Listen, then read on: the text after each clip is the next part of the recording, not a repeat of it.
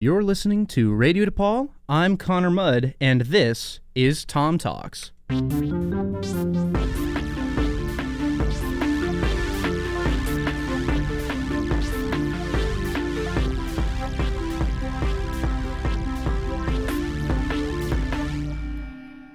Hello, and welcome to Tom Talks, the talk show where we totally talk Tom Cruise.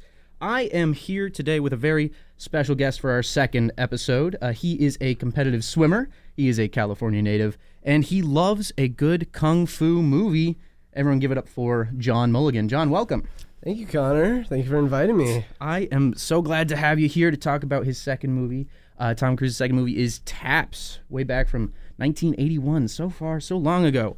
But first things first, we will do a little bit of an interview with you. We were just talking a little bit earlier about some video games that you were playing and we were playing right now. What are you into right now in the video game circuit? So, I feel like I've been playing a lot of the newest games so far. I'm enjoying Borderlands 3 so far, and I've been playing Gears 5 recently. I've been playing a lot on the Xbox recently with school going on and everything. It's been hard to take a break, but, taking a couple rounds out on Horde is a great stress reliever, so. True. And there's a lot of military strategy that goes into those games, which is why I'm kind of glad to have you, because you are an avid gamer. I'm glad to have you on this military strategy type Tom Cruise episode. That's why I'm very excited. You are from California. How are you enjoying this cold weather we're having?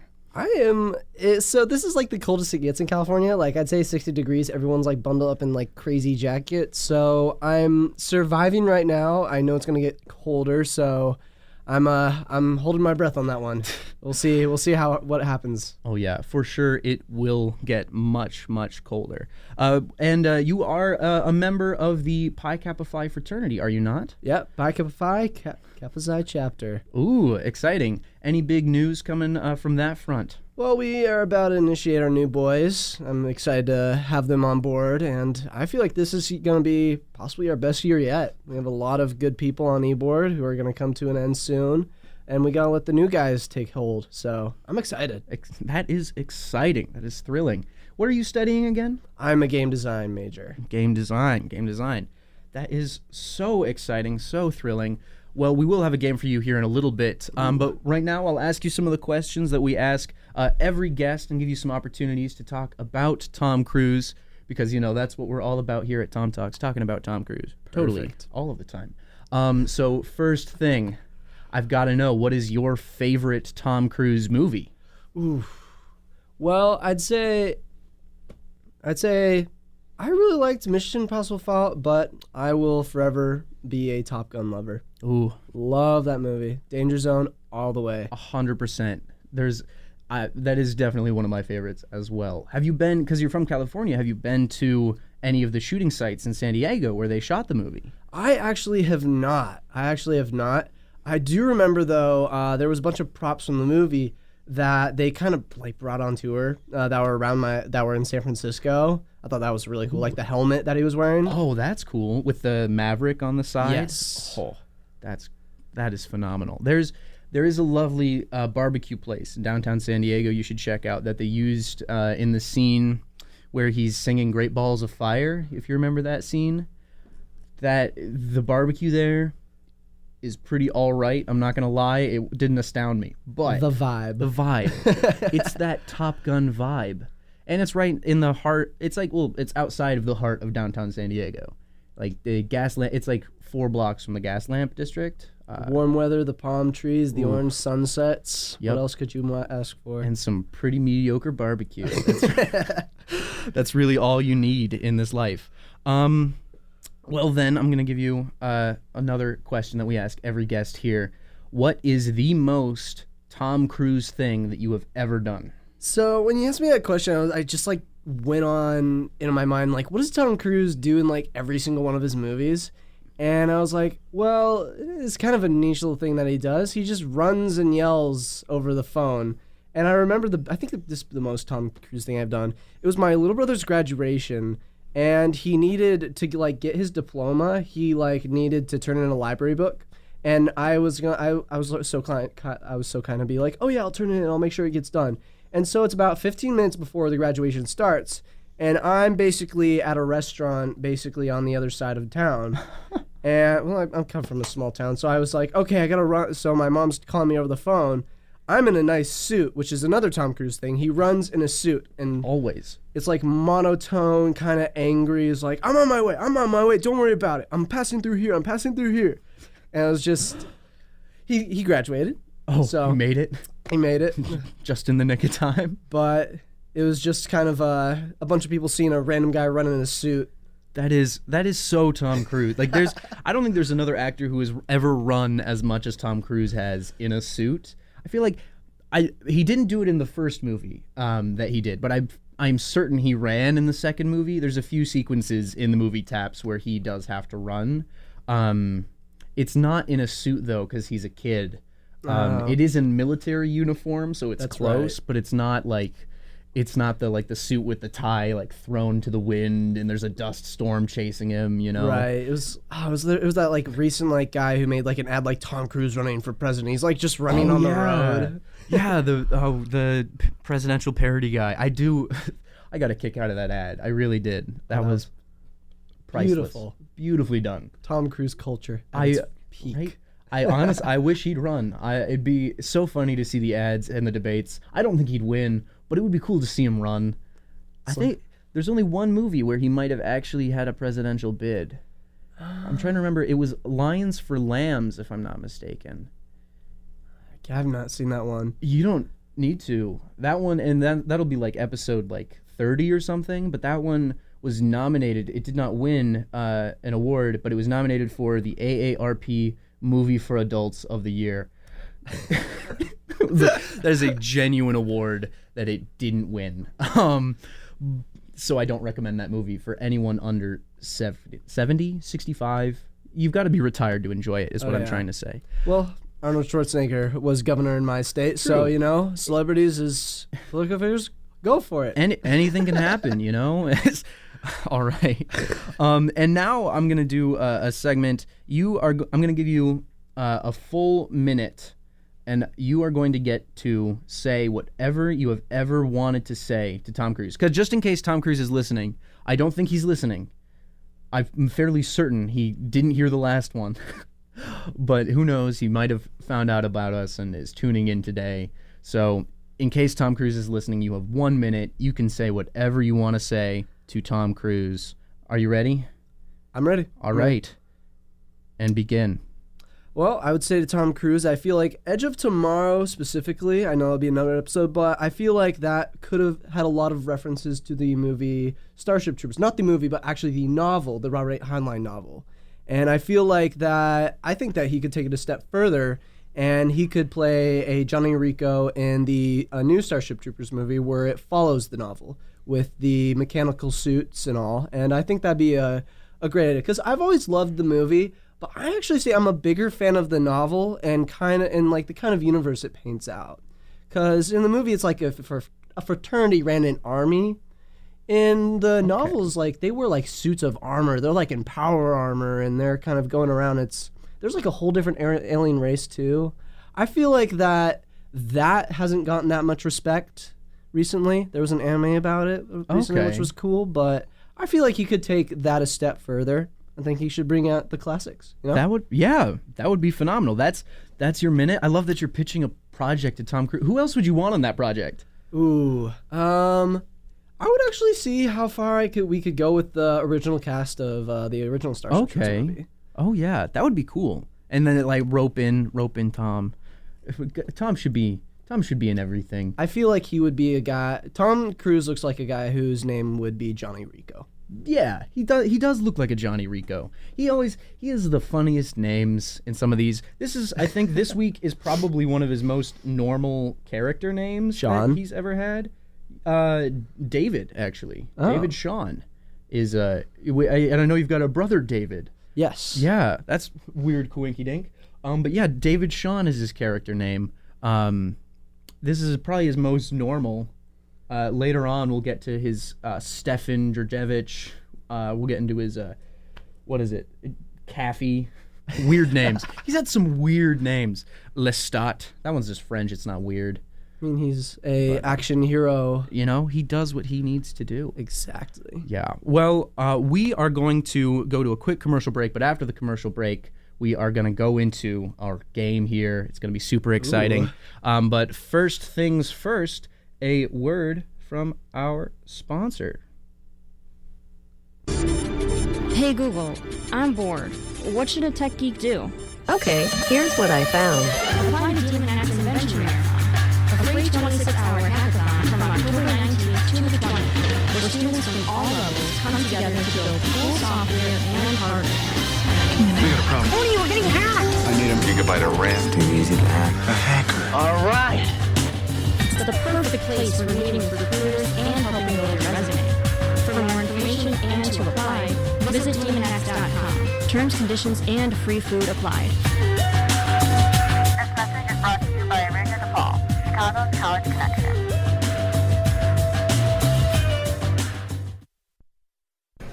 Hey Kyle, you want to grab lunch on Thursday? I actually can't. I'm going to be at my internship. I didn't know you had an internship. How'd you get that? You're only a sophomore. Well, I connected with the DePaul alumni through the Career Center. There's a program called Ask that connects students with mentors that can help them with interviews or possibly get internships or just answer any questions that they have. That sounds awesome. Where can I go to find out about this? Well, you can just stop by the Career Center or go to ask.depaul.edu. Awesome! This message brought to you by Radio DePaul, Chicago's College Connection.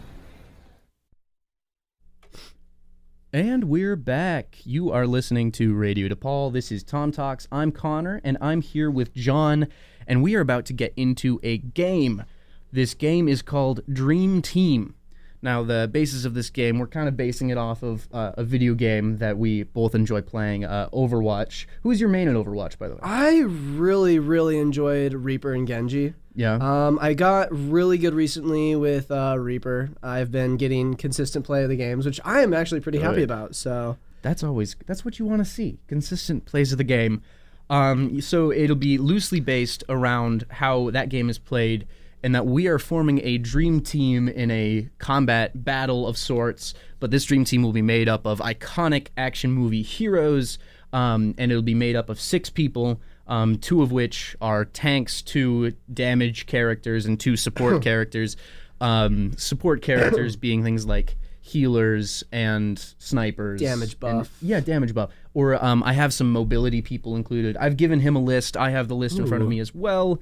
He doesn't have to follow the list. I don't have to follow the list. But my goal will be to use only characters from Tom Cruise movies, and he can use any character. And then we will see who would win in a fight, his team of super soldiers or my team. So let's start first with some damage people.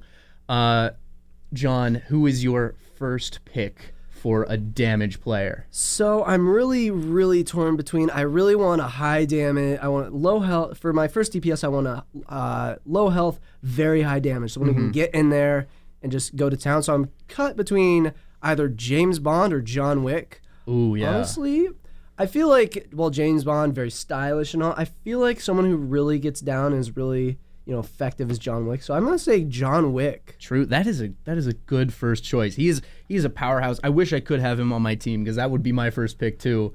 Oh yeah, I do like John Wick. I still need to see. I've only seen like clips of those movies. That's one that I need to see. Oh, fantastic movies. I know. I'm excited. I love Keanu Reeves. I don't think, Keanu Reeves and Tom Cruise have not done a movie together. They need to. John Wick 4? Maybe John Wick 4. Tom Cruise, if you're listening, get on that project.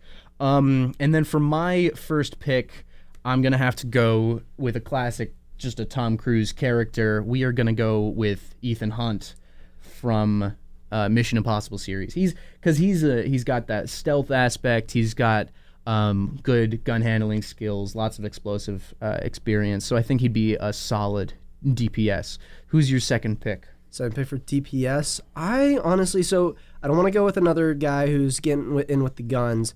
If it's okay, I would say, let's see. How about the wife from Kill Bill? A Genji type. Yeah. She's got the sword. Someone who can get in there, and even without a sword, she is a force to be reckoned with. But I mean, you can't beat Hattori Hanzo's steel. That's really true. And I think I have the perfect person to counter that. Actually, Ooh. yeah. There is, and I'm gonna go with another I know. Tom Cruise character. I think you know exactly where I'm going.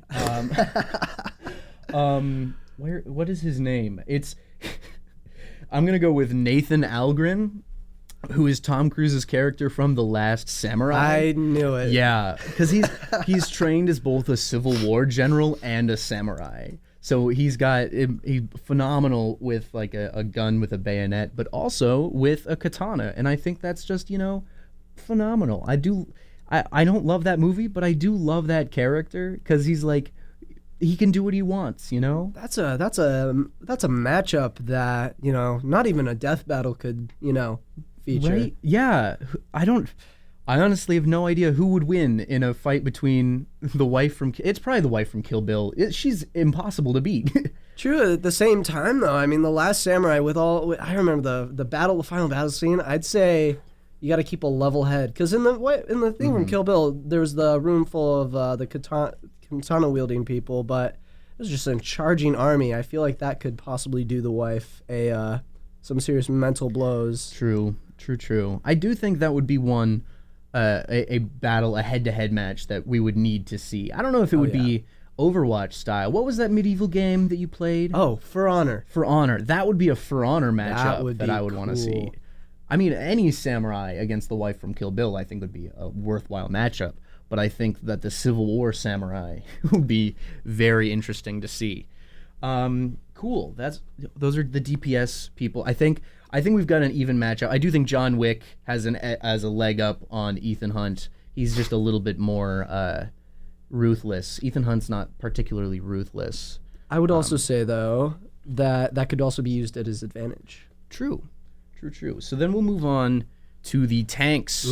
So tanks, they can take a lot of damage. They can also give a lot of damage, but they're typically bigger or slower, and they're kind of powerhouses. For those of people who are listening and don't know tanks, I'm sure everyone knows. It's a tank. It's a buff guy, the guy who can take the damage. Oh, yeah. True. So who would be your tank? Anyone from that list or from anything, from video games, movies, anything? I love the Terminator series. I would definitely go with the T-800 specifically. Yeah. Let's get Arnie in here. Oh, yeah. That's, again, very, very difficult to beat that tank. That is truly... Are you excited for the new Terminator? I haven't heard much. I would go actually with the first Terminator. I would not go with current Arnie. I would go with, older Arnie. The very, the James Cameron focused on one thing. I want your suit, your and your motorcycle kind of guy. Like, perfect. I mean, I feel like Arnold's movies have kind of been on the downturn recently, right? What is he doing besides a lot of the gym? Going actually. to the gym? He was the Terminator was a character in Mortal Kombat, and I was really looking forward to him.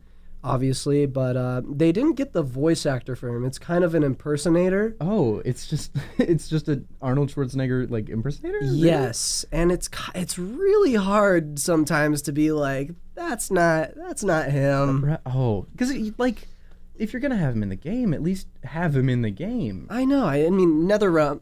I mean, we're in Chicago, so if NetherRealm, you're hearing this, I think that it would be a genius investment if we could possibly get Arnie to get those voices in. Right, that would. Oh my God, the fact that they didn't. They've got money. They've got the money. Oh yes, they've got the money. They could. They could do that. For my first tank, I'm gonna have to go with Rita from Edge of Tomorrow. Ooh. Emily Blunt's character in Edge of Tomorrow in the mech suit.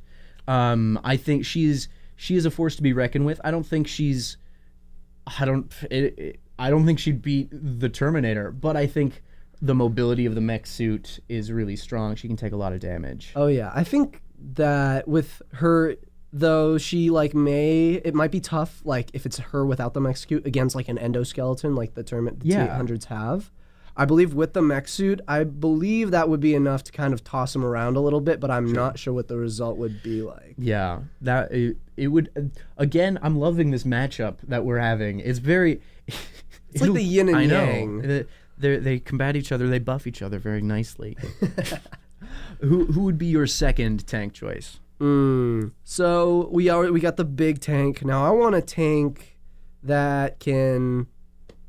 I think that I would want to go possibly with someone who's a bit less tanky, like physically, who could take less, Yeah. but he's also very resourceful. So I'm gonna go with Rambo. Oh, yeah. You passed over on the list my favorite tank of all. You passed over Stuart Little. I but know. Rambo. See, I was is, thinking about that. I was thinking about that, but there's a support I'll leave in who kind of fills that role. Oh, the Stuart Little role. Yes.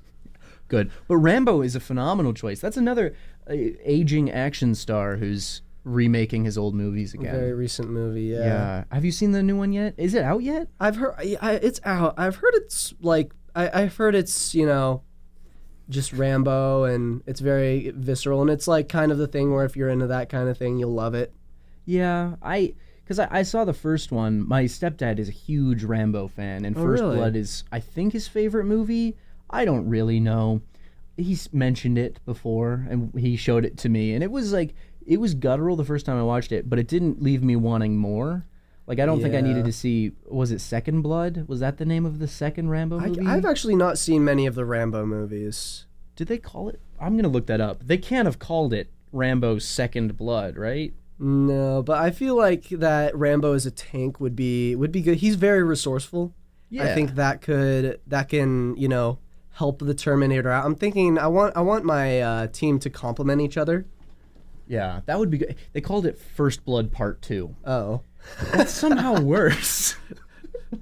Why did they do that? It's like we can call the next console the Xbox One 2. Right? Yeah. Oh, they should have called it the Xbox 365. Why not the 720? That would have been good too. There was that one scene in Real Steel with that had the ad for the Xbox 720. Yeah. Oh yeah.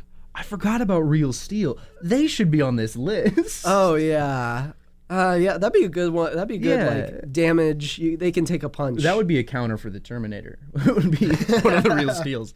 I'll go. The next person on my team, I'm gonna have to go with. We'll go with August Walker, from Mission Impossible Fallout. It's Henry Cavill's character. Oh well, his arms are like dynamite. Within the trailer when they're in the bathroom, it's like Right. He takes off his jacket and like he cocks his arms like they're guns. I heard a shotgun. It's magnificent. It's cinema perfection right there. Oh my gosh. Yeah. I think he would take the Terminator head on more than I think that'd be I think that'd be a great thing to watch. Why is he not in the new Terminator movie as like the next Terminator? You know what? That's a good question. I saw like who's the new like Terminator, and it doesn't look like a guy. I want the new Terminator like to look like just a buff dude, Yeah, a bodybuilder. Right? And it's just like a regular dude. He looks like a UPS driver. Exactly. I don't know. I like that they brought back the old Sarah Connor though. I do appreciate that quite a bit. I heard the rumors there's gonna be a young what's his face, who's the resistant leader, who is her son. Oh, I heard rumors that he's going to be in there. So okay. I'll have to. I may have to watch that. I didn't have too many intentions. There's so many movies out now that I need to see. I still haven't seen Zombieland Double Tap. That's the next one. Ooh. I am excited. I just watched Joker though, and that was. I don't know how I felt about it. I'm still on the fence. It was interesting. It was good, but it was weird. It was. I don't want to get into joke. We're still playing the game. We're on to the last category. We each need to pick two from the support category. That's healers. That's mobility people. That's pretty much the support people, snipers and the like. So we'll have you go first. Pick somebody for your support. I will. So as I said before, I was gonna do a guy who's kind of compensating for Stuart Little, and I'm gonna do Kevin from Home Alone. I put that on the list because I thought, yes, he's such a dynamic support character. Exactly, and I would almost. It's like almost a defense character. Yeah, they give a very nice way to do traps. Yeah, that'd be phenomenal. I mean, especially in a battle like this, there's going to be some moments on the defensive on hopefully either side. Oh, I feel like my team is a little more on the defensive. You've got kind of some powerhouses. Kevin's just like, all right, when they're here, I'll be ready, and nothing happens. Yeah, he'll just wait for it. Wait for it. I'm gonna have to go. Oof, this has been a little tough for me to choose. I am gonna have to go with. I'm gonna call him a healer. I don't know if he's really technically a healer, but I'm gonna call him a healer. I'm gonna go with Lestat from Interview with a Vampire, The Vampire Chronicles. Oh, okay. Because he has the power to grant, like ultimate life and like eternal life. I'm gonna count him as a healer. I feel like if he wanted to, he could right. In case if my team is dying, he'll just bite them, and then they'll have like vampire strength. I think that's support. I'm gonna count it as support. Really, because Tom Cruise doesn't do a ton of support characters. True. So we're gonna go with that for my first support character, my healer. Who would you have as your second?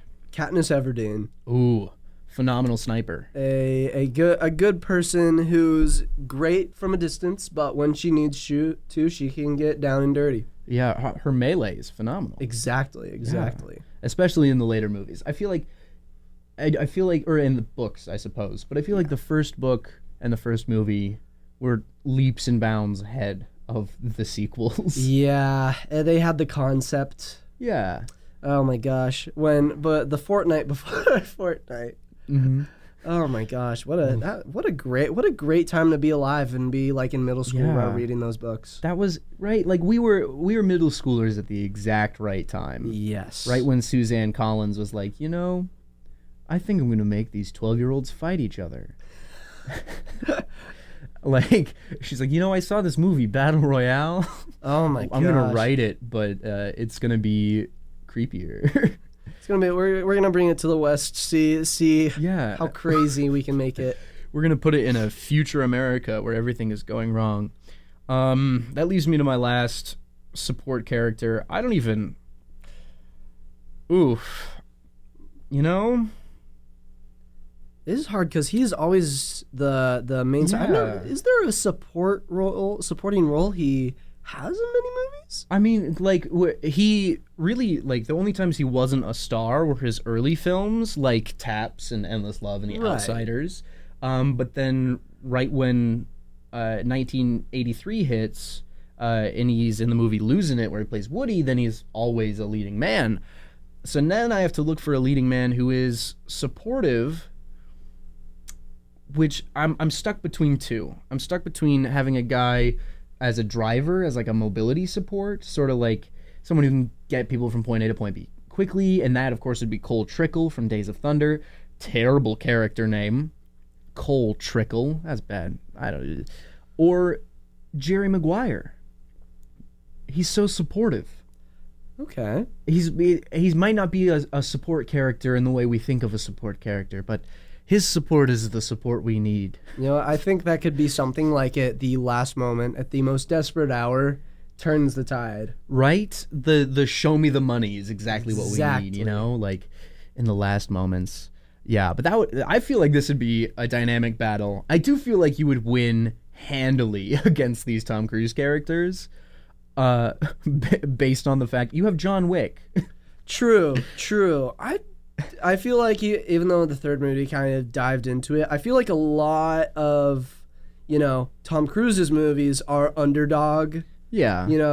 They're kind of preparing for the worst last minute, save the day kind of thing. True. Now, I'm not sure if that would go full throttle and work in this case, but I think it would be a solid matchup, and I think there would be, I think that'd be a very entertaining thing to watch. Yeah.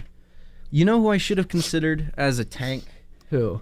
I should have considered David Shawn from Taps.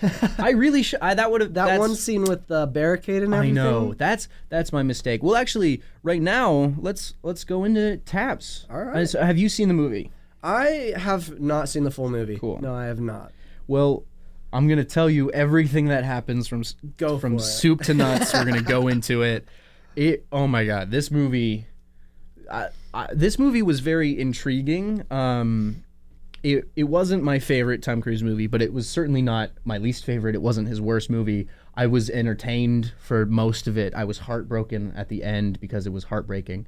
But so the movie starts and they're at this dinner, and the main character, a man by the name of Brian Moreland, he is at dinner with this general. I'm just going to call him the general because I don't remember his name and it's harder to say. I don't know if it's Batch or Bach.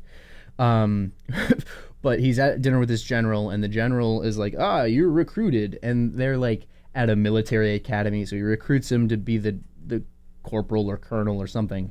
This is the whole scene with him talking about like, oh yeah, I got to like drink, was it gin? Yeah, he got to drink gin with the principal of his military academy. Pretty much, such a big thing. It was so big for him, and he was so excited that in the next year he would get to command like all of the troops. And he goes back home or back to the barracks, and all of his friends are throwing a party for him. Tom Cruise's character is among his friends. As well as Sean Penn's character in this, and they go and they have a whole like Tom Cruise leads them in a military drill where they're throwing the guns in the air. Oh yeah, kind of like the changing of the guard. Yeah, they're and it's like in the hallway of this dorm room. They're doing a changing of the guard, and he is just having the kid who just got promoted is having the time of his life because everyone's like, oh, we're gonna have fun, throw rifles for you. But then the next day, their general comes at an assembly and says like, your school is getting shut down. We're giving you this last year, and then you all are gonna go do what you need to do afterwards. And they're like, oh, we have a year left. We have plenty of time to save our school. The tagline of this movie is actually, this school is our home. It's worth defending. Which that turns into quite a statement later. Quite a kerfuffle, yeah. And so they're mad, but they think they're going to save the school, and then they have this party. It's like prom, but for military kids. So they're having a whole hoot, and they bring girls from other schools over, and there are some non-military boys who come to the base and start making fun of everyone. And the general, the old man, the principal of the school, is in his full military garb, including a gun at his hip, and he goes to like tell the guys to go away, and they start like assaulting him. They start like pushing him around, and one of the boys grabs the gun from his belt, and he's like trying to get the gun out of his hand, and they shoot another bystander, just a random person, and the general like has a heart attack. Like at that moment, he's so like terrified that a kid has died on his watch that he has a heart attack, and they rush him to the hospital. And then the school board is like, oh, no, we're going to cancel the school now. You don't get a year.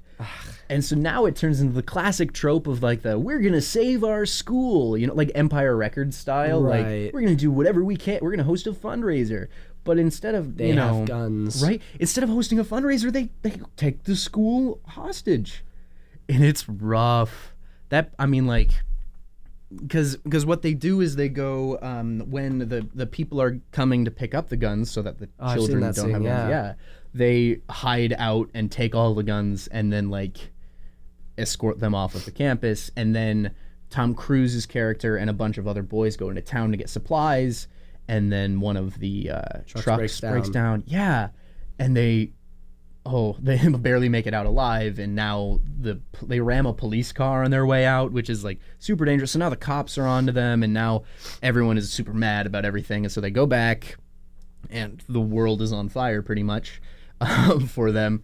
And then the person who comes and tries to free the school pretty much to like tell them like, hey, you can't take over the school, is actually the main character's dad. So it's Brian Moreland's father, who is also a military general. He is representing all of the parents who are like, let our kids go. And Brian's like, these kids want to be here. They want to protect our school. They're and passionate. None of them, they're 5 years old. Like half these kids. They're so, oh my God. And that was the hardest part, is seeing these like 5-year-old kids in like military uniforms doing drills and stuff. And so they hold the kids in the school, but they're like, oh, it's of their own volition. Whoa, they're fine. It's going to be whatever. And it certainly was not of their own volition. They were just doing what their commanding officer told them to do, which wasn't the right thing to do. And so they at this point, the parents are kind of plotting and plotting? No, they're kind of like they want to have their kids out, so they're negotiating a little bit more. But then they call the National Guard, and the National Guard comes, and it's raining and it's dramatic. And then the main character keeps asking, "Hey, if you guys want to go home, you guys can go home. Anyone want to go home?" And then no one raises their hand. And then like the next day, someone raises their hand. It's like, oh well, he does want to go see his mom again because he's a kid. But they try to hold it out, right? Because these are kids. They don't know any better. They just want to go to their moms. But then the power goes out because of a rainstorm, and this kid is like trying to fix their gas-powered generator and accidentally lights himself on fire. Oh my god! This was a needless part of the movie. I'm gonna say that. It's like Lord of the Flies at this point. Right. But why on earth? Why did they think that? I don't know why the writers lit the kid on fire. I don't know why the kids can't be with themselves. Right, like, oh, they don't know how to. It's like a lawnmower. They can't work a lawnmower. He's gonna light himself on fire. Like, no, that's not what would have happened. These are military personnel, right, kind of. He's probably done this in a drill before. Right. But they made him look incompetent, and he lights him in a fire. Or he lights himself on fire, and then they allow an ambulance to come past their barricade, and their barricades are being manned by children 24 hours of the day. And so they let the ambulance pass, they get the kid out, and now Brian is willing to make a concession and says, okay, we will stand down if it is a direct order from the general, who has been in the hospital this whole time. But that's when Brian's dad says that the general has died. Oh, well. Yeah. So the general died, and then there's no way then for them to surrender, so they kind of, like, they stay put, and they hold their ground, and then at one point in the middle of the night, the National Guard brings in a tank, and one of the little kids gets super scared, and so he decides to give up and run towards the runs towards the barricade to escape, and another kid chases after him, but the first kid drops his gun and it goes off, and the National Guard shoots the other kid. Oh. And that prompts Brian to be like, okay, that's enough. We can't have any more of this. So he's like, okay, we're gonna relinquish our position here. We're gonna give up this ground, this very strategic, because it is at a military base, so It's very easy to fortify. But so they relinquish the military ground, and they're about to surrender all of their arms. But Tom Cruise's character, David Shawn, he's a gung-ho man, wears a red beret. Yeah, he has like the short hair in this movie. Yeah. You can barely tell it's him. Right? Because, I mean, he hasn't had his tooth job yet, so his teeth are all mangled still, and his bald head. Oh, he's terrifying in this one, because he is so gung-ho. His character, like, leads the drum line. He's the drum major, but he's also, like one of their top gunmen, like top marksmen. Right. So he's a dangerous force, and he's certainly suffering from some forms of mental illness, which is important to note it's not good to have people who with some mental illness in the presence of guns. But in this movie in particular, it doesn't end well. So he has fortified himself in a tower, and he has a big gun, like one that is too large for a child to have, and all of these kids have guns that are like 3 times the size of them, but he's locked himself in the tower, and he just opens fire on the National Guard, who then brings a helicopter and opens fire back. But Brian's character goes in to try and pull him out of there to like save his life, but then both Tom Cruise's character and Brian get shot in the crossfire, and so there is no happy ending for Brian, especially not for Tom Cruise's character either, David, because they both like end up in this dramatic scene, like dying in each other's arms, and it's like they were friends, but they weren't like the best of friends. Right. They had troubles, and all this while, like some of the kids are like plotting mutiny, and the parents are mad at the military boy's father for taking this like it's a military issue and not a family thing. There's so many nuances to this movie, but it ends with the heartfelt death scene, and then they play the titular song of the movie, Taps, right? Which is, it's brutal. It is a brutal movie. It is. I don't. As far as his dramatic roles go, I think this is one of Tom Cruise's most heartbreaking dramatic roles, and that's one of my big takeaways for this. But what we're gonna do now, we're gonna play a little song for y'all.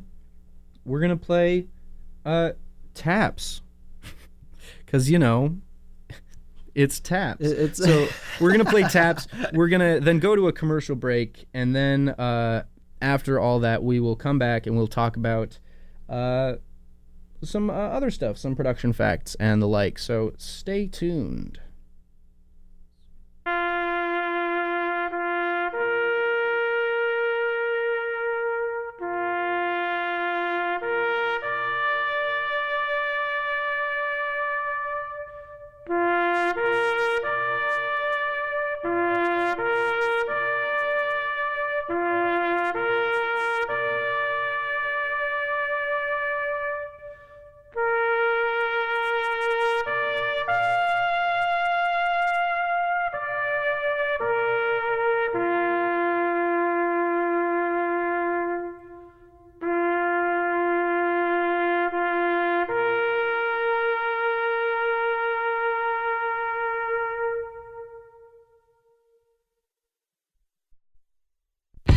Yo, where's the beef? It's located at 2300 North Lincoln Avenue at Johnny's Beef and Euros. With classic Chicago fares like Italian beef, Euros, Chicago dogs, serious salads, and more, you are sure to satisfy your hunger. And if you're looking for a challenge, try taking on the Big Daddy and go for it with a Big Daddy burger and a full serving of Johnny's famous chili fries. And if you complete the challenge in under 30 minutes, you could become a certified VIP Big Daddy. And make sure to check out the Johnny's Beef and Euros app. Just text the word beef to 33733 to download. Again, that's beef to 33733 to download the app, and you will receive $2 off your first order of $15 or more. To find out more about the Big Daddy Challenge, along with the menu, visit north.johnny's-beef.com. This message is brought to you by Johnny's Beef, a proud sponsor of Radio DePaul, Chicago's College Connection.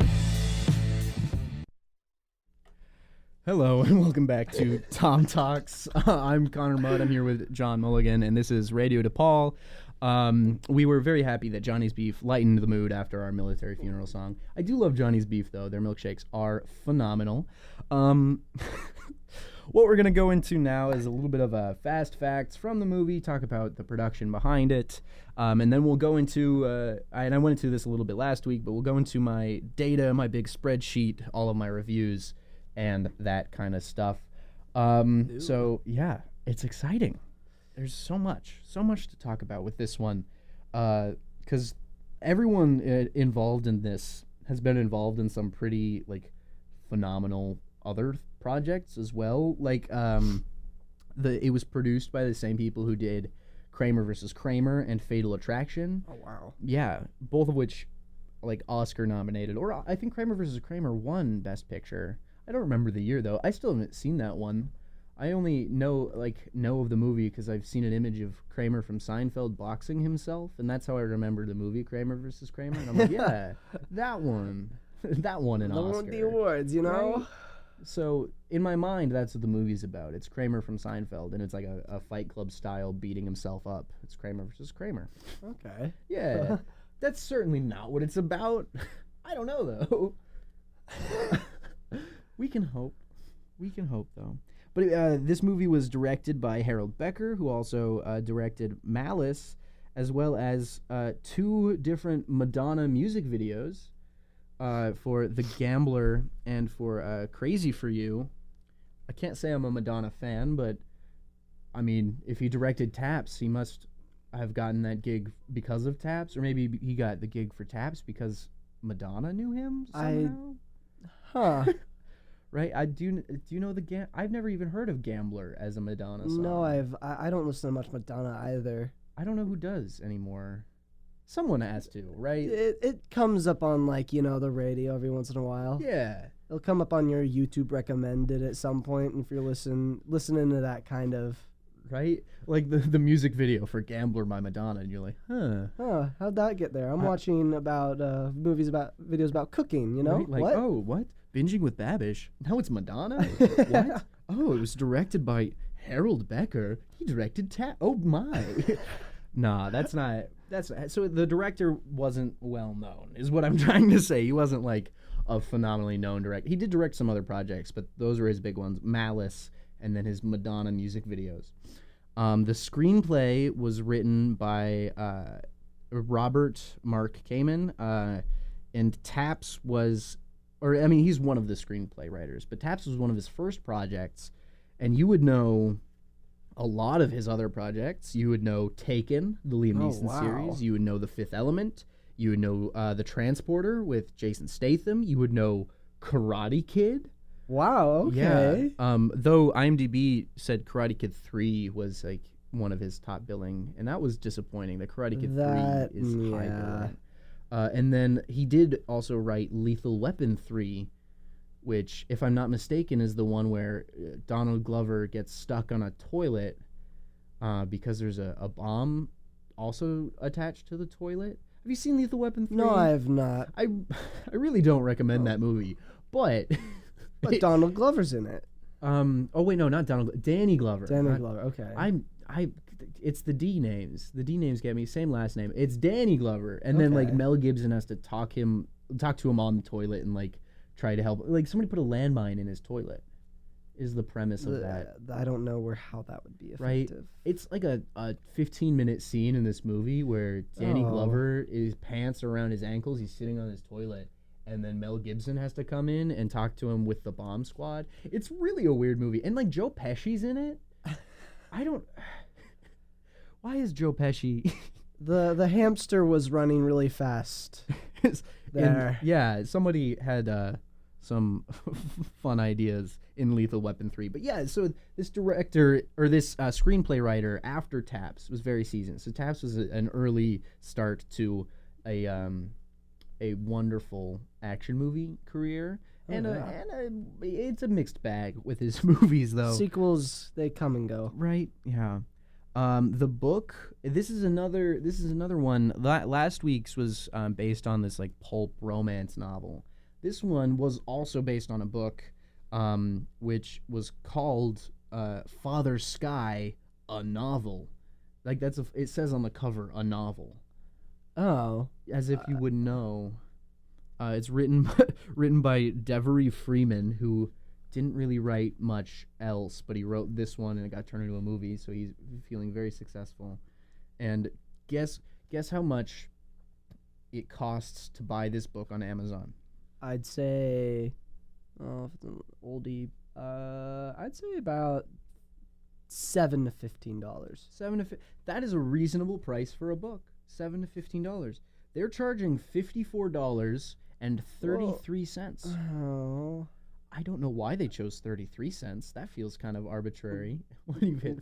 Yeah, I wonder how many reviews it has. How many people have actually bought that? Okay. There's only 8 left. There's 8 copies. I know. So people are buying them. Yeah, people are really enjoying Father Sky, a novel. I don't know who who is probably the general would be Father Sky then? Maybe. I don't know. Sounds like a guy who would be a kind of a grizzled veteran like that. Yeah. I'm Father Sky. That, or he's like the guy who like sells his own, like has like a DVD collection that you can buy. Like, Father Sky. Hey, I'm Father Sky. Here's your dating advice. You want to buy a Blu-ray copy of Terms of Endearment? Like, that'd be oh my god, worst supervillains ever. Father Sky, the DVD salesman. The only person from this movie who was nominated for any awards was the guy who played Brian, which was Timothy Hutton. He was nominated for a Golden Globe.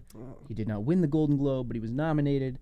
And he has been doing a lot of TV lately. He was in Leverage. He was in How to Get Away with Murder. He was in Tom Clancy's Jack Ryan. Oh, wow. And he was in The Haunting of Hill House. Those are the big 4 TV roles. He was in a few movies earlier. I watched Jack Ryan. I enjoyed it. Yeah? I enjoyed it. And my roommate loves Haunting of Hill House. So Ooh, what do you think of John Krasinski in Jack Ryan? you know, I know that it's really hard to not see him as Jim, but he does it pretty well. And it's like the Game of Thrones of, you know, like military TV-ish TV, like CIA-ish TV shows. Yeah.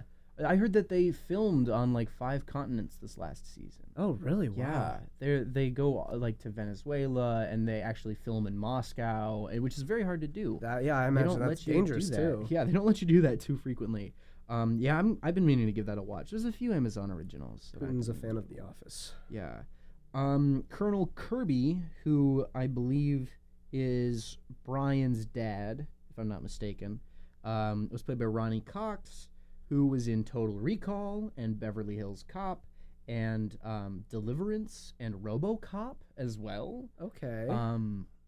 Which is like, he wasn't the RoboCop, of course, but he was one of the other, I think, human police officers in RoboCop, and he always plays that police officer role, like in Total Recall and Beverly Hills Cop. I don't know about Deliverance, but in the other ones. I feel like a lot of these guys kind of bonded and just dispersed to make more action movies.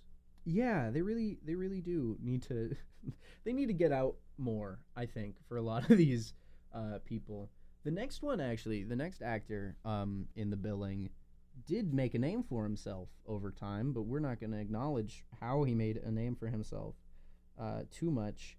The character is Alex Dwyer, and he's played by Sean Penn, which is a name. Yeah, people know the name Sean Penn, you know, from like the Angry Birds movie. And from his uncredited cameo in Tom Cruise's other film, Risky Business. You know, these are the hits of Sean Penn. This is what he's going down in history for. This is what Sean Penn is known for. Angry Birds. Does he play the red one? That's my real question. I've not seen the Angry Birds movie. Do you plan to? No. I don't either. I remember playing that on my mom's Android phone, and I left it at that. Yeah. Okay, he plays Terrence. Terrence. Terrence isn't even... Did I shoot a bird out of a catapult named Terrence? No. I don't even think that's a bird. Because Jason Sudeikis plays the red one. Josh Gad plays Chuck. Who... Okay. Chuck, I'm looking this up. Chuck, okay, that's a pun. Right? I'm pretty sure he's one of the pigs. Oh, no, Terrence is the big boy. Oh, Terrence whoa. is the big bird. Not Big Bird. He's the big red bird from Angry Birds. Okay, so that's Sean Penn's role in this movie. And then the other big notable talent from this movie is Giancarlo Esposito, who he was like, I don't remember. He played like just a random dude. I think he played the guy who caught on fire. And you would know him from Breaking Bad as Gustavo Fring. Oh. You would know him if you watched The Get Down. He was in The Get Down as a Puerto Rican priest. He was in Do the Right Thing. He was in he was in Jungle Book. He was in Usual Suspects. And he's also in the upcoming Disney Plus series The Mandalorian. Oh, no way. I'm very excited because he's a phenomenal actor. Is he going to catch on fire or get exploded in that one? I don't know. Right? That's his whole character. He's very used to getting exploded or caught on fire. I think in The Get Down, he was shot in a church. So he wasn't blown up. He wasn't caught on fire. But that was the other big notable talent in here. In the last couple minutes, we don't have too much time left, but I'll go into my ranking system again. I rank all of these things, the meta scores out of 100, but it's broken into 5 categories, each one with a maximum score of 20. Yeah, it's kind of complicated, but you know, that's just how I like it. Just like my D2L page. Oh, yeah. Oh, I have so much homework. I don't want to do it. That's besides the point. Here are the 5 categories. 5 categories are enjoyment, engagement, quality, iconography, and the Tom Cruise factor. And that's how Tom Cruise is in this movie. He's pretty Tom Cruise in this movie. He's more Tom Cruise than he was in the last movie. Because the last movie that we talked about, he was only in it for 6 seconds. so it's hard for him to be Tom Cruise. Did you give what was the score there? For that, I gave it still a 3 out of 20. A 3 out of 20. I should have given it higher, honestly, because in those 6 seconds, he rides in on a bicycle shirtless, crashes his bicycle, and then suggests that the main character commit arson. All of which are very Tom Cruise things to do. Okay, well, that should have been a straight up 20. I know. That was... I give very few 20s, but... in this one, for enjoyment, I give it a 12. For engagement, I give it an 11. For quality, I gave it a 13. For iconography, I gave it a 5 because I feel like nobody has seen this movie. If you look on YouTube, there's like 3 videos about it. It's not you can get the full movie on YouTube. It's not iconic, but it is good. Right. So it's not. It doesn't have a high score in iconography. And then the Tom Cruise factor, I gave it a 10. Which is 50% of as Tom Cruise as he could possibly be, for a total score of 51 out of 100. It's a middle-of-the-road Tom Cruise movie. I do enjoy it quite a bit, though. I really do. And that brings us pretty much to our time for the day. So I'd like to give another thanks to John Mulligan for joining me here today. A pleasure. Yeah. This was nice. It was tons of fun. Next week, we're going to be talking about The Outsiders with special guest Liza Bertoli. It's gonna be fun. I believe that next week, though, the whole episode is going to be on YouTube rather than live on the air because I will be in Kentucky at that time. But yeah, join us next week and have a good day. Stay golden, Pony Boy. Stay golden, Pony Boy. All right. This has been Tom Talks. This is Radio DePaul. I'm Connor Mudd. Goodbye. And now, boys and girls, it's time again for... There's only one radio station that connects you to DePaul University. I don't know. I just enjoy it. Chicago. My kind of town. And the world. I guess it's just because you're different somehow. It's Radio DePaul. You hear me? Chicago's College Connection.